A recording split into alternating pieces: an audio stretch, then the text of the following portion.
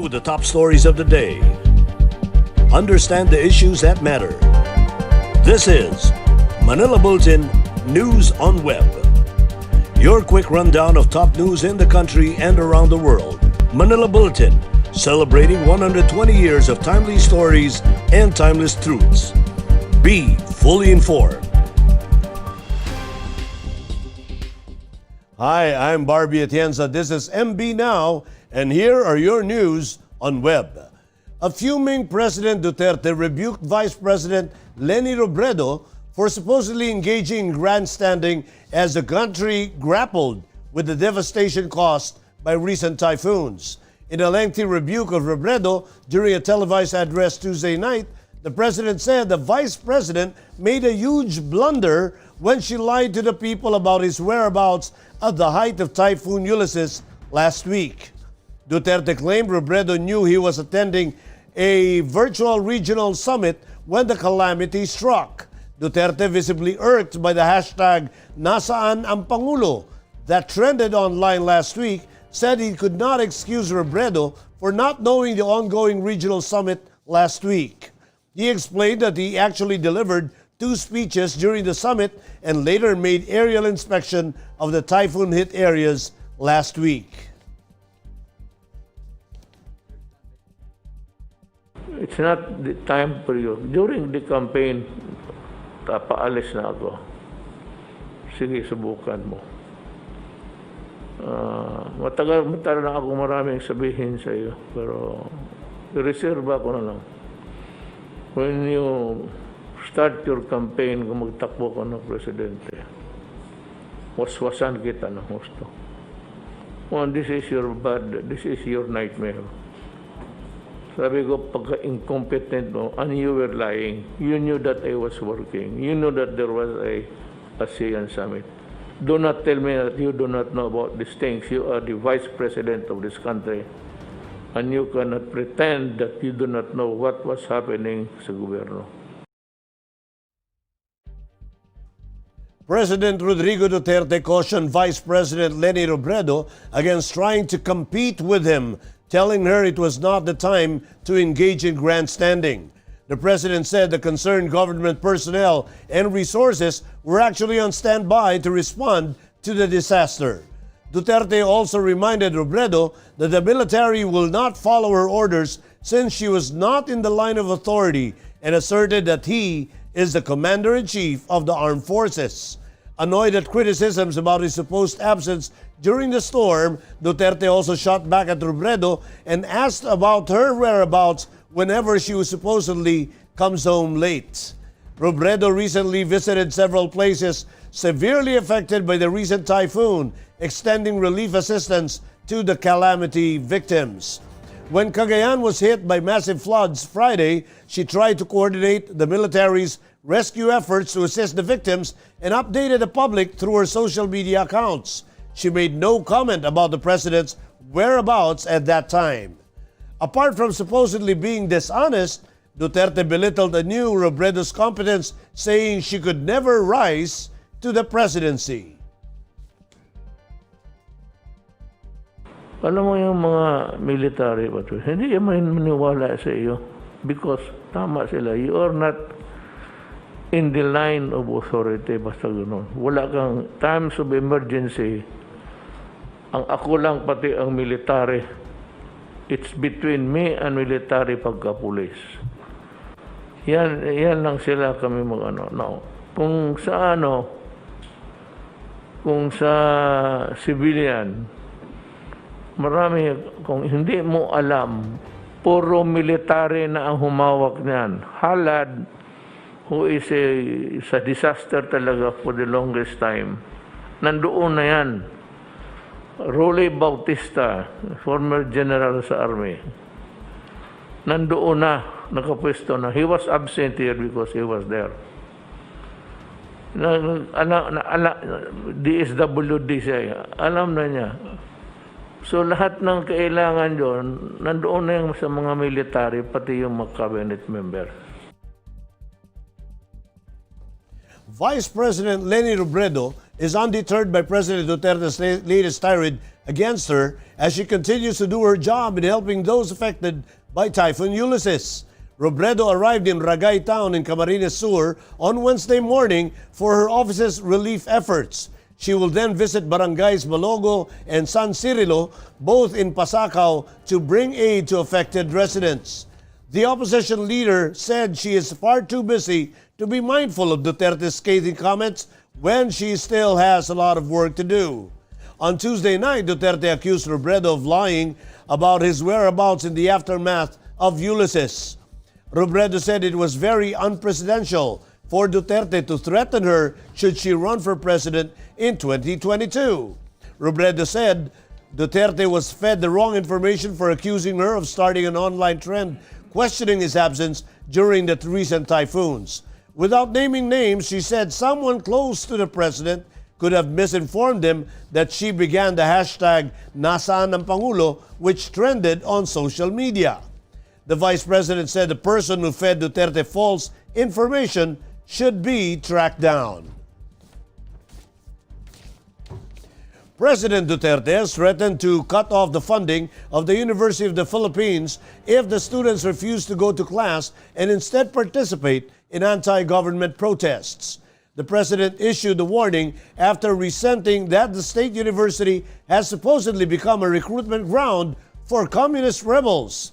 Duterte also took a swipe at the Ateneo students mounting an academic strike over the government's alleged inaction to help typhoon victims. He initially told the students to let the government handle the disaster response before he dared them to stop schooling. Duterte assured the students that he and the rest of the government officials are working, disputing allegations that they were sleeping on the job. You are taking the cudgels of the poor ahead of your time. That is not your worry, that is the worry of government. Kami, sabi ko, nagtatrabaho kami. Government workers kami. Anong silbi namin dito? Mag-upo lang kung gumalaw para sa tao. At yung gano'n mga, huwag kayong pumasok. I suggest to you, stop schooling. Bantayan na lang ninyo yung mga bagyo na dating at tignan ninyo yung mga kailangan ng tulong na hindi natulungan. Yung eskwela, UP, fine. Pag hinto kayo ng aral, I will stop the funding. But, nandyan nyo lang, wala nang ginawa itong kundi mag-recruit ng mga komunista dyan. Tapos nag-aaral kayo, ang gusto ninyong binabira ang gobyerno. Masyado naman nakaswerte kayo. In Metro News, Mayor Isko vows to bring back GMRC and invest in STEM programs in Manila. Water interruption in 10 Metro Manila areas and parts of Cavite serviced by Maynilad. And riders air gripe over alleged flawed Food Panda scheduling system. More from this report. Manila Mayor Francisco Isko Moreno Damogoso vowed to bring back the Good Manners and Right Conduct or GMRC program in all schools in the city. In a meeting on Tuesday with the Department of Education and Manila Division of City Schools officials, Damogoso said they aim to bring back respect and compassion for each other with the revival of the GMRC program. He also added that it is important to bring back respect of points of view and that despite arguments and disagreements, there should be respect for one another. Under the law, the GMRC program shall be taught as a separate subject for students from grades 1 to 12 with the same time allotment of other subjects. Maynilad customers in 10 areas in Metro Manila and 3 areas in Cavite will experience water service interruptions from November 18 to November 24. According to Maynilad, it needs to clean its basins from the heavy volume of sludge brought by the Typhoon Ulysses to its treatment plants. In an advisory Tuesday evening, Maynilad said affected areas in Metro Manila include Pasay, Caloocan, Las Piñas, Muntinlupa, Parañaque, Makati, Quezon City, Navotas, Malabon, and Manila. 3 areas in Cavite, namely Imos, Kawit, and Bacoor, will also experience the daily water interruption. The full list of affected barangays per city is posted on Maynilad's official Facebook page. At least 50 riders of Food Panda went to the main office of the Department of Labor in Manila Wednesday morning to complain about an alleged undue practice being implemented by the popular mobile food delivery service provider. The riders were complaining about a new system of Food Panda that has resulted in lesser income for the affected riders. Dati po, ang rate namin, fixed lang po yung rate.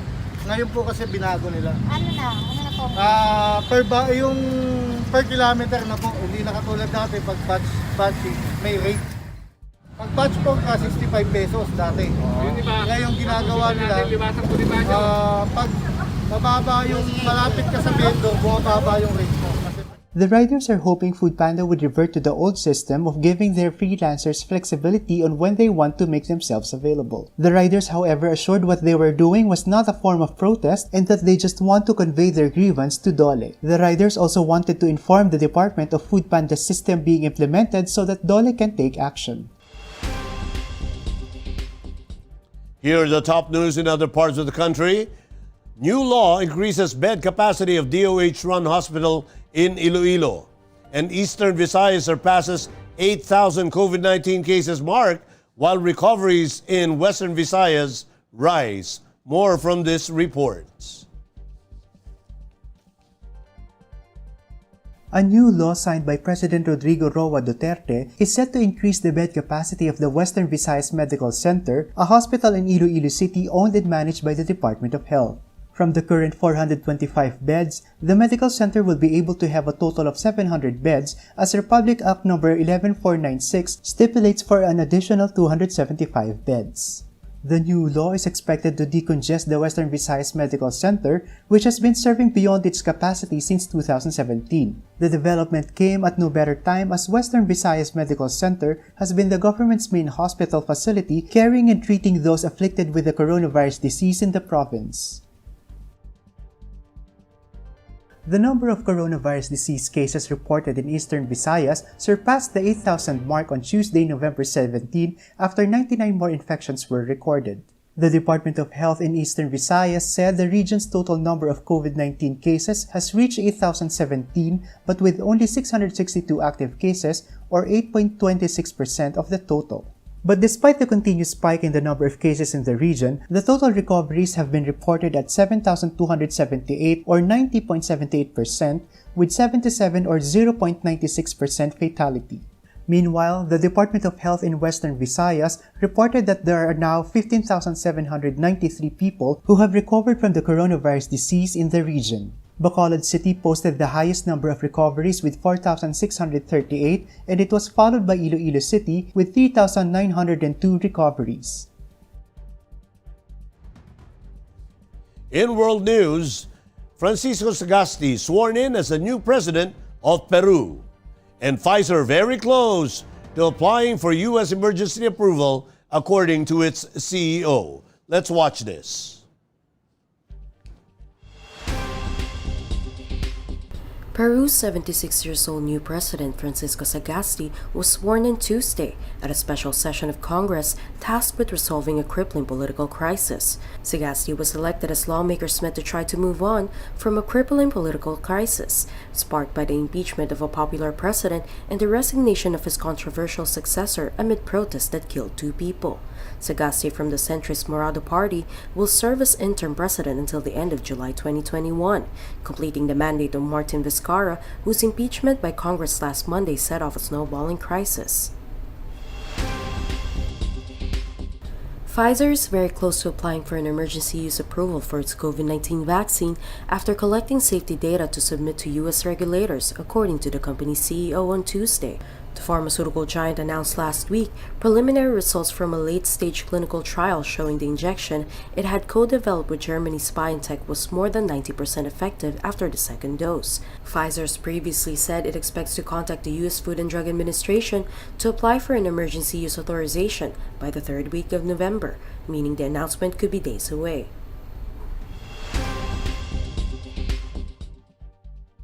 In entertainment, the Map of the Soul 7 album of K-pop idol group BTS has been certified platinum in the US after selling 1 million albums.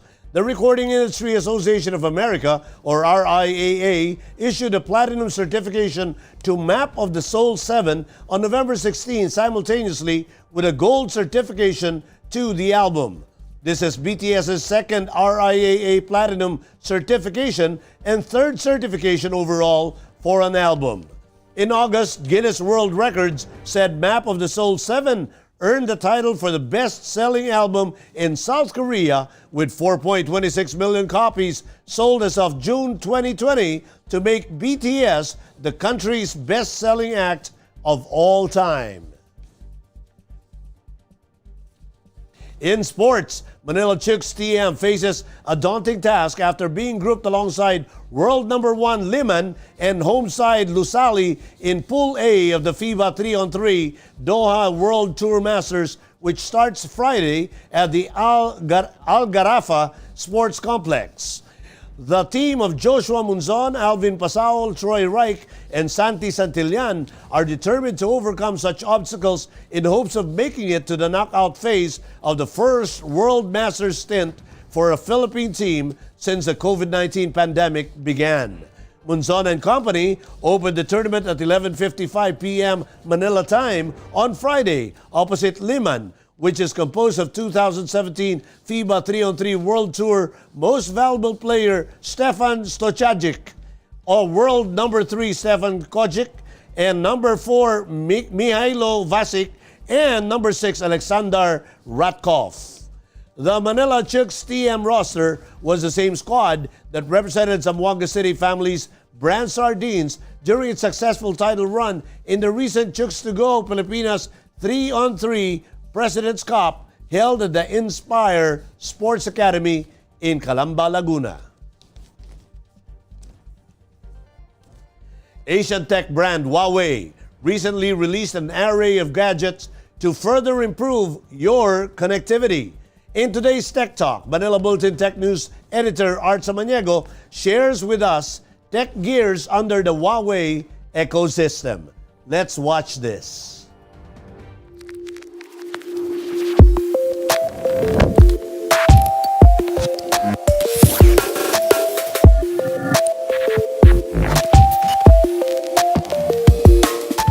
Hello and good day. This is Art Samaniego and welcome to another episode of Tech Talk. In this digital age, it is important to be always connected. But to be connected, you need the best gear there is. Huawei is one of the tech brands in the country that are continuously providing top-of-the-line tech gears for everyone. Today, we take a look into the newest gears from Huawei, from laptops to power banks, and even a backpack. Huawei surely thought about the needs of a current-day digital citizen. A minimalist backpack, inspired by the symmetric and refined style of Parisian architects, is for sure on everyone's lists to store your gadgets while on the go. The Huawei MateBook 14 2020 is your perfect central control station, be it for work or for personal use. It's a sleek and lightweight device with a powerful processor. For added connectivity, the Huawei P40 Pro Plus can seamlessly connect with the MateBook 14 via Huawei Share. You can mirror your phone to the MateBook 14 for a more centralized control station. To keep track of time, your steps, and other exercises, the Huawei GT2 got you covered. And to top it all, it doesn't look like your typical sports watch. It looks more like a premium high-end watch. For more portability, the Huawei MediaPad Pro can keep you on top of things. Just like with the MateBook 14, you can also share files from your P40 Pro Plus through the Huawei Share. Of course, you will need to use up your gears at one point. That's why Huawei also introduced a 12,000 mAh 40-watt supercharged power bank that can actually charge all your Huawei gears. That includes your laptop. Huawei also came up with a storage device to store all your photos, videos, apps, games, music, movies, and other important files such as documents, and office files.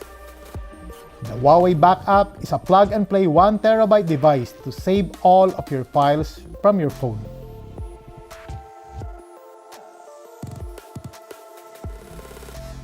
And that is our Tech Talk for this week. Join us again next time in our next episode of Tech Talk. Be fully informed.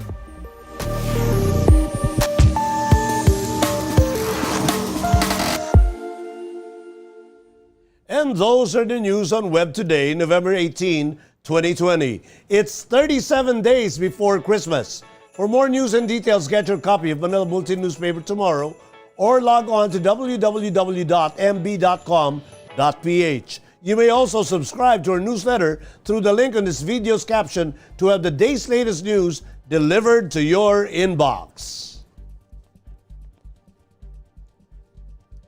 I am Barbie Atienza for Manila Bulletin, celebrating 120 years of timely stories and timeless truths. Join us again tomorrow. This has been MB Now. Be fully informed.